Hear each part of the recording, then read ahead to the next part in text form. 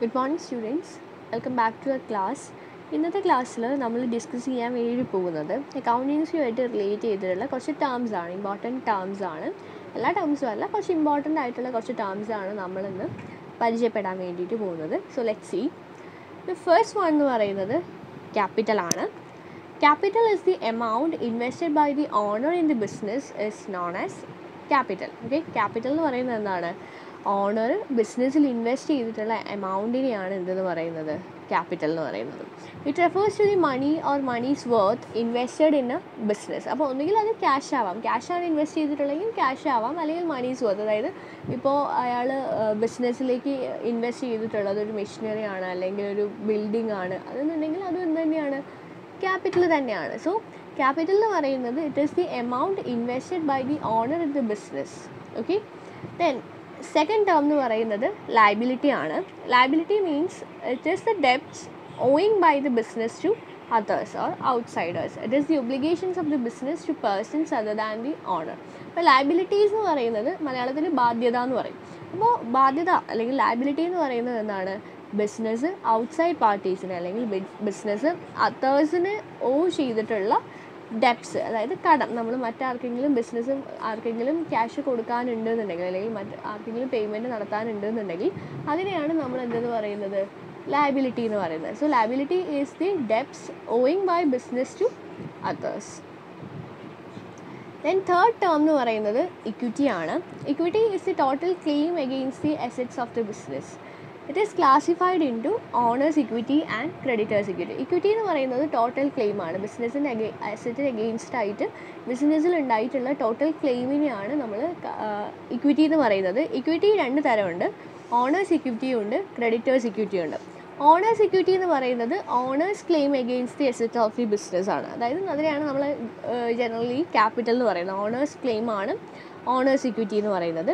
Creditors equity refers to the creditors claim against the assets of the business. ക്രെഡിറ്റേഴ്സിൻ്റെ claim against the assets of the business is called creditors equity. അപ്പോൾ creditors ഇക്വിറ്റിയാണ് നമ്മൾ normally എന്തെന്ന് പറയുന്നത്? Generally liability എന്ന ടേമുകൊണ്ട് നമ്മൾ ഉദ്ദേശിക്കുന്നത് creditors equity ആണ്. ഓണേഴ്സ് ഇക്വിറ്റി എന്ന് പറയുന്നത് ക്യാപിറ്റലും ആണ്. So equity is the total claim against the assets of the business. Then the next term എന്ന് പറയുന്നത് അസറ്റ്സ് ആണ്. അസറ്റ്സ് മീൻസ് ആസ്തി എന്ന് മലയാളത്തിൽ പറയും. അസറ്റ്സ് എന്ന് പറയുന്നത് അത് valuable things or properties owned by the business. അപ്പോൾ ബിസിനസ് ഓൺ ചെയ്തിട്ടുള്ള വാല്യുബിൾ ആയിട്ടുള്ള തിങ്സ് അല്ലെങ്കിൽ പ്രോപ്പർട്ടീസിനെയാണ് അല്ലെങ്കിൽ റിസോഴ്സസിനെയാണ് എന്തെന്ന് പറയുന്നത്? അസറ്റ്സ് എന്ന് പറയുന്നത്. So these are the resources acquired by a business to generate future benefits. അപ്പോൾ ആ ഒരു പെർട്ടിക്കുലർ ബിസിനസ് ഓൺ ചെയ്ത് വെച്ചിട്ടുള്ള റിസോഴ്സസ് അല്ലെങ്കിൽ പ്രോപ്പർട്ടീസ് അല്ലെങ്കിൽ വാല്യുബിൾ തിങ്സിനെയാണ് എന്തെന്ന് പറയുന്നത്? അസറ്റ്സ് എന്ന് പറയുന്നത്. അപ്പോൾ ഫ്യൂച്ചർ ബെനിഫിറ്റ്സ് ജനറേറ്റ് ചെയ്യുന്നതിന് വേണ്ടിയിട്ട് ബിസിനസ് അക്വയർ ചെയ്തിട്ടുള്ള റിസോഴ്സസ് ആണ് എന്തെന്ന് പറയുന്നത്? അസറ്റ്സ് എന്ന് പറയുന്നത്. Then the next term is expenses. Expense ചെലവ് എന്ന് പറയും അല്ലേ. അപ്പോൾ എക്സ്പെൻസ് എന്ന് പറയുന്നത് it's the amount spend on any time by the business man to acquire benefits out of it. It is the cost consumed in generating revenue. അപ്പോൾ expense എന്ന് പറയുന്നത് എമൗണ്ട് ബിസിനസ്മാൻ സ്പെൻഡ് ചെയ്തിട്ടുള്ള എമൗണ്ടിനെയാണ് എന്തെന്ന് പറയുന്നത്? എക്സ്പെൻസ് എന്ന് പറയുന്നത്. പക്ഷേ ആ എമൗണ്ട് നമ്മൾ സ്പെൻഡ് ചെയ്തിട്ടുള്ളത് അതിൻ്റെ മുകളിൽ നിന്നും നമുക്ക് എന്തെങ്കിലും തരത്തിലുള്ള ബെനിഫിറ്റ്സ് കിട്ടുന്നതിന് വേണ്ടിയിട്ടാണ്. ഫോർ എക്സാമ്പിൾ, ഒരു ബിസിനസ്മാന് അവിടുത്തെ എംപ്ലോയീസിന് സാലറി കൊടുക്കുന്ന സമയത്ത് salary is an expense. Salary pay ചെയ്യുന്നത് ഒരു എക്സ്പെൻസ് ആണ്. പക്ഷേ ആ സാലറി അയാൾ പേ ചെയ്യുന്നത് എന്തിനാണ്? ആ ഒരു പെർട്ടിക്കുലർ പേഴ്സൺ അല്ലെങ്കിൽ ആ ഒരു പെർട്ടിക്കുലർ എംപ്ലോയീൻ്റെ സർവീസ് നമുക്ക് അവിടെ എന്ത് ചെയ്യുന്നുണ്ട്? കിട്ടുന്നുണ്ട്. സോ ആ എംപ്ലോയീൻ്റെ സർവീസിന് ഇൻ റിട്ടേൺ ആയിട്ട് നമ്മൾ കൊടുക്കുന്നതാണ് എന്തെന്ന് പറയുന്നത്? സാലറി എന്ന് പറയുന്നത്. So it is the cost consumed used or utilised in generating revenue. അപ്പോൾ അയാളുടെ സർവീസ് നമുക്ക് ഇൻകം ഉണ്ടാക്കുന്നുണ്ട്, അല്ലെങ്കിൽ അയാൾ ആ ഒരു എംപ്ലോയി നമ്മുടെ ബിസിനസ്സിൽ അയാളുടെ സർവീസ് റെൻഡർ ചെയ്യുന്നതിൻ്റെ ഫലമായിട്ടാണ് നമുക്ക് എന്തുണ്ടാവുന്നത്? നമുക്ക് നല്ല രീതിയിലുള്ള അല്ലെങ്കിൽ നമ്മുടെ ബിസിനസ്സിന് പ്രോഫിറ്റ് ഉണ്ടാവുന്നത്, അല്ലെങ്കിൽ നമ്മുടെ ബിസിനസ്സിന് റവന്യൂ ഏൺ ചെയ്യാൻ പറ്റുന്നത്. സോ അത്തരത്തിൽ ഏതെങ്കിലും ഒരു റവന്യൂ അക്വയർ ചെയ്യാൻ വേണ്ടിയിട്ട് അല്ലെങ്കിൽ എന്തെങ്കിലും തരത്തിലുള്ള ബെനിഫിറ്റ്സ് കിട്ടുന്നതിന് വേണ്ടിയിട്ട് ബിസിനസ്മാൻ എന്തെങ്കിലും എമൗണ്ട് സ്പെൻഡ് ചെയ്തിട്ടുണ്ടെന്നുണ്ടെങ്കിൽ അതിനെയാണ് നമ്മൾ എന്തെന്ന് പറയുന്നത്? എക്സ്പെൻസ് എന്ന് പറയുന്നത്. So it is the amount spend on any time by the businessman to acquire benefits out of it. Okay, then the next term is expenditure. Okay. Expenditure എന്ന് പറയുന്നത് it is the money value paid for acquiring an asset or service is called expenditure. നമ്മളൊരു asset acquire ചെയ്യുന്ന സമയത്ത് അല്ലെങ്കിൽ ഒരു service acquire ചെയ്യുന്ന സമയത്ത് നമ്മൾ പേ ചെയ്യുന്ന ആ ഒരു എമൗണ്ടിനെയാണ് എന്തെന്ന് പറയുന്നത്, എക്സ്പെൻഡിച്ചർ എന്ന് പറയുന്നത്. അപ്പോൾ അതിൻ്റെ ഒരു ബെനിഫിറ്റ് എന്ന് പറയുന്നത് ഫ്യൂച്ചർ ബെനിഫിറ്റ് ആണ്. ഫോർ എക്സാമ്പിൾ നമ്മളൊരു അസെറ്റ് അക്വയർ ചെയ്യുന്ന സമയത്ത് അതിന് നമ്മൾ ക്യാപിറ്റൽ എക്സ്പെൻഡിച്ചർ എന്നാണ് പറയുന്നത്. ഒരു മെഷീനറി അല്ലെങ്കിൽ എന്തെങ്കിലും തരത്തിലുള്ള മറ്റേതെങ്കിലും തരത്തിലുള്ള അസെറ്റ്സ് അക്വയർ ചെയ്യുന്ന സമയത്ത് നമ്മൾ അവിടെ എമൗണ്ട് പേ ചെയ്യുന്നുണ്ടെങ്കിൽ അത് ആക്ച്വലി എന്താണ്, ഒരു എക്സ്പെൻഡിച്ചറാണ്. Okay.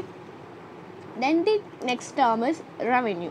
It is the amount realised or receivable from the sale of goods or assets or both. അപ്പോൾ നമുക്ക് ഗുഡ്സ് സെയിൽ ചെയ്ത് കഴിഞ്ഞിട്ട് അല്ലെങ്കിൽ അസെറ്റ്സ് സെയിൽ ചെയ്ത് കഴിഞ്ഞിട്ട് നമുക്ക് കിട്ടുന്ന ആ ഒരു എമൗണ്ടിനെയാണ് എന്തെന്ന് പറയുന്നത്, റവന്യൂ എന്ന് പറയുന്നത്, വരുമാനം.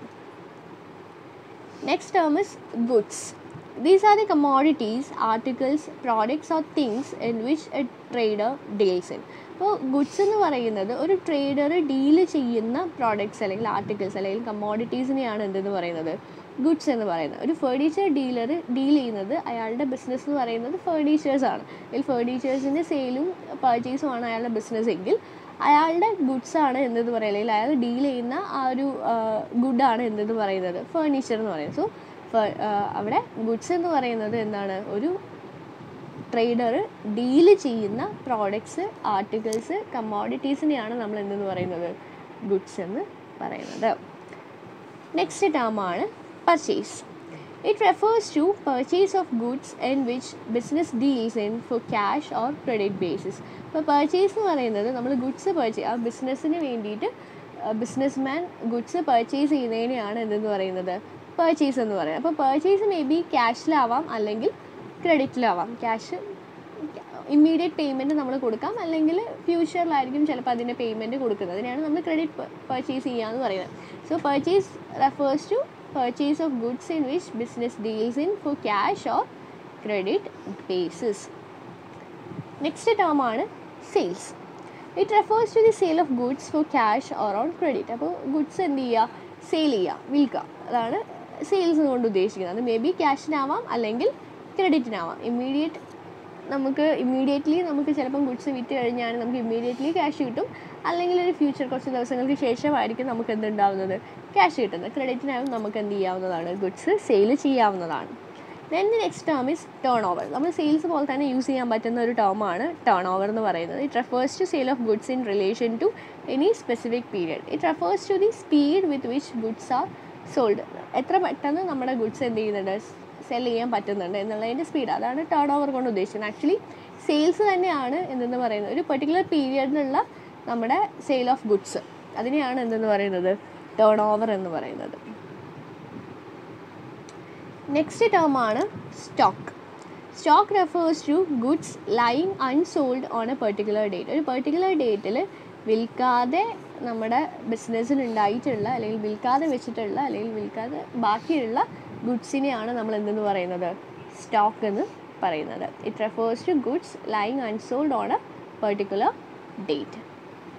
നെക്സ്റ്റ് ടേം എന്ന് പറയുന്നത് ഇൻവെൻട്രീസ് ആണ്. Inventories includes stocks of raw materials, semi finished goods and finished goods meant for sale. അപ്പോൾ ഇൻവെൻട്രീസ് എന്ന് പറയുന്നത് അവിടെ സ്റ്റോക്ക്, റോ മെറ്റീരിയൽസിൻ്റെ സ്റ്റോക്ക്, അതേപോലെ സെമി ഫിനിഷ്ഡ് ഗുഡ്സ്, അതേപോലെ ഫിനിഷ്ഡ് ഗുഡ്സ്, ഇതിനെല്ലാത്തിനെയും കൂടി കളക്റ്റീവ്ലി പറയുന്ന പേരാണ് ഇൻവെൻട്രീസ്. നെക്സ്റ്റ് ടേം ആണ് debtors. They are those persons who owe money to the business. Trade debtors are those persons who owe money on account of goods sold on credit. അപ്പം debtors എന്ന് പറയുന്നത് ബിസിനസ്സിലേക്ക് cash തരാനുള്ളവർ, ബിസിനസ്സിലേക്ക് amount തരാനുള്ളവരെയാണ് നമ്മൾ എന്തെന്ന് പറയുന്നത്, debtors എന്ന് പറയുന്നത്. ട്രേഡ് ഡെപ്റ്റേഴ്സ് എന്ന് പറയുന്നത് ഗുഡ്സ് നമ്മൾ ക്രെഡിറ്റിന് സെയിൽ ചെയ്യുകയാണെന്നുണ്ടെങ്കിൽ അവർ നമുക്ക് എന്തുണ്ടാവും, അവർ ഇമ്മീഡിയറ്റ്ലി നമുക്ക് എന്ത് തരുന്നില്ല, ക്യാഷ് തരുന്നില്ല. ഒരു ഫ്യൂച്ചർ ഡേറ്റിലായിരിക്കും നമുക്ക് എന്ത് ചെയ്യുന്നത്, അവർ നമുക്ക് ക്യാഷ് തരുന്നത്. സോ അപ്പോൾ അങ്ങനെ അവർ ബിസിനസ്സിലേക്ക് ക്യാഷ് തരാനുള്ളവരെയാണ് നമ്മൾ എന്തെന്ന് പറയുന്നത്, ഡെപ്റ്റേഴ്സ് എന്ന് പറയുന്നത്. അപ്പോൾ ട്രേഡ് ഡെപ്റ്റേഴ്സ് ജനറലി ഉണ്ടാവുക ക്രെഡിറ്റ് സെയിൽസ് നടക്കുന്ന സമയത്താണ്. ഓക്കെ. സോ ഡെപ്റ്റേഴ്സ് എന്ന് പറയുന്നത് ബിസിനസ്സിലേക്ക് ക്യാഷ് തരാനുള്ളവരെയാണ് നമ്മൾ എന്തെന്ന് പറയുന്നത്, ഡെപ്റ്റേഴ്സ് എന്ന് പറയുന്നത്. ട്രേഡ് ഡെപ്റ്റേഴ്സ് എന്ന് പറയുന്നത് ക്രെഡിറ്റ് സെയിൽസ് നടത്തുന്ന സമയത്ത് നമുക്ക് ബിസിനസ്സിലേക്ക് ക്യാഷ് തരാനുള്ള ആൾക്കാരെയാണ് നമ്മൾ എന്തെന്ന് പറയുന്നത്, ട്രേഡ് ഡെപ്റ്റേഴ്സ് എന്ന് പറയുന്നത്. ദെൻ നെക്സ്റ്റ് ടേം ആണ് creditors. Creditors are those persons to whom the business owes money. അപ്പോൾ ക്രെഡിറ്റേഴ്സ് എന്ന് പറയുന്നത്, ഡെപ്റ്റേഴ്സ് എന്ന് പറഞ്ഞാൽ ബിസിനസ്സിലേക്ക് ക്യാഷ് തരാനുള്ളവരെയാണ് നമ്മൾ എന്തെന്ന് പറയുന്നത്, ഡെപ്റ്റേഴ്സ് എന്ന് പറയുന്നത്. അതിൻ്റെ നേരെ ഓപ്പോസിറ്റാണ് എന്തെന്ന് പറയുന്നത്, ക്രെഡിറ്റേഴ്സ് എന്ന് പറയുന്നത്. ക്രെഡിറ്റേഴ്സ് എന്ന് പറയുമ്പം ബിസിനസ് ക്യാഷ് കൊടുക്കാനുള്ളവരെയാണ് എന്തെന്ന് പറയുന്നത്, ക്രെഡിറ്റേഴ്സ് എന്ന് പറയുന്നത്. Trade creditors are those who supply goods to the business on credit basis. അപ്പോൾ ട്രേഡ് ക്രെഡിറ്റേഴ്സ് എന്ന് പറഞ്ഞാൽ ക്രെഡിറ്റ് ബേസിസിൽ ബിസിനസ്സിലേക്ക് ഗുഡ്സ് സപ്ലൈ ചെയ്യുന്നവരെയാണ് നമ്മൾ എന്തെന്ന് പറയുക, ട്രേഡ് ക്രെഡിറ്റേഴ്സ് എന്ന് പറയുക. അതായത് നമ്മൾ ക്രെഡിറ്റ് പർച്ചേസ് നടത്തുന്ന സമയത്താണ് അവിടെ ട്രേഡ് ക്രെഡിറ്റേഴ്സ് ഉണ്ടാവുക. നമ്മൾ ക്രെഡിറ്റിന് ഗുഡ്സ് പർച്ചേസ് ചെയ്യുകയാണെങ്കിൽ അവിടെ എന്തുണ്ടാവുന്നു, ട്രേഡ് ക്രെഡിറ്റേഴ്സ് ഉണ്ടാവും. അപ്പോൾ നമ്മൾ എന്ത് ചെയ്യണം, അവർക്ക് ക്യാഷ് കൊടുക്കണം. നമ്മളപ്പം തന്നെ എന്ത് ചെയ്യുന്നില്ല, അവർക്ക് പേയ്മെൻറ്റ് നടത്തുന്നില്ല. ഒരു ഫ്യൂച്ചർ ഡേറ്റിലായിരിക്കും നമ്മൾ എന്ത് ചെയ്യുന്നത്, അവർക്ക് പേയ്മെൻറ്റ് നടത്തുന്നത്. സോ അതുവരെ അവർ നമ്മുടെ ആരായിരിക്കും, ക്രെഡിറ്റർ ആയിരിക്കും.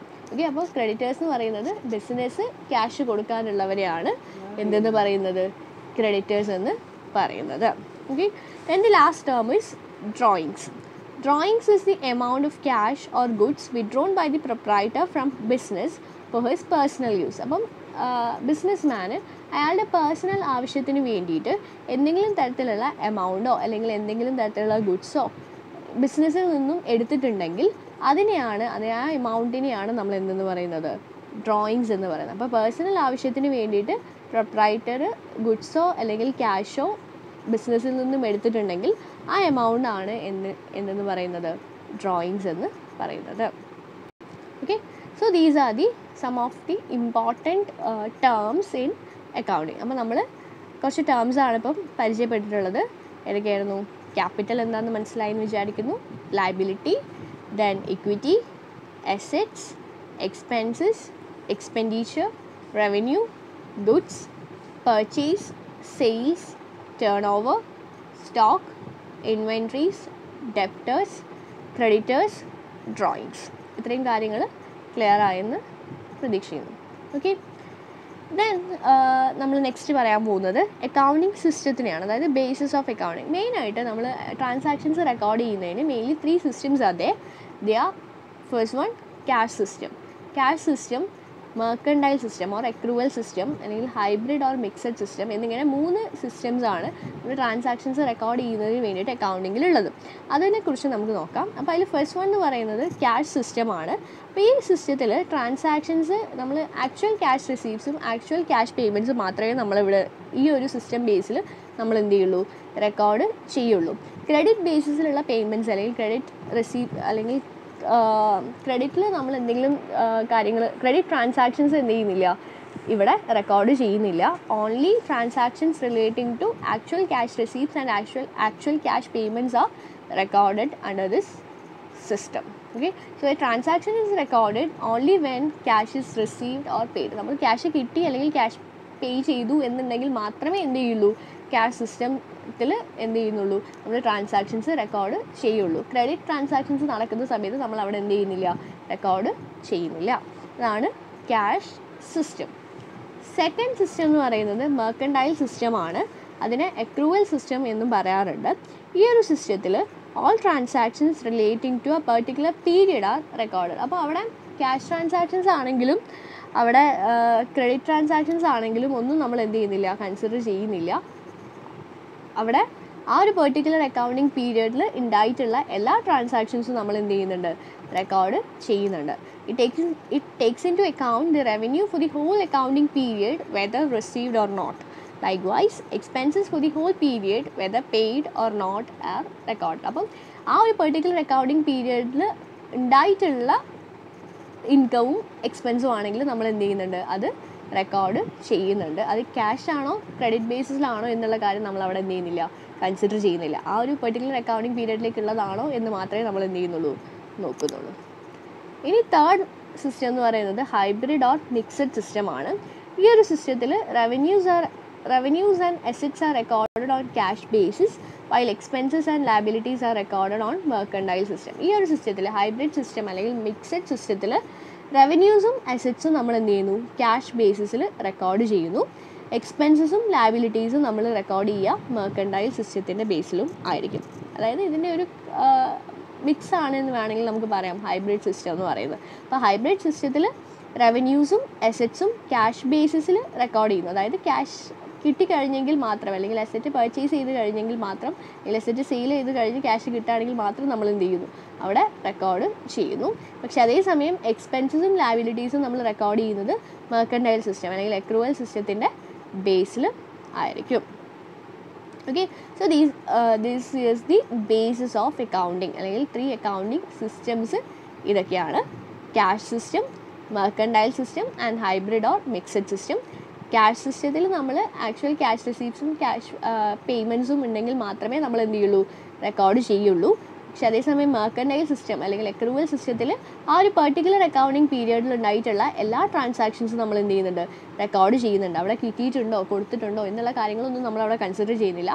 ആ ഒരു അക്കൗണ്ടിങ് പീരിയഡിലേക്കുള്ളതാണോ എന്ന് മാത്രമേ നമ്മൾ നോക്കുന്നുള്ളൂ.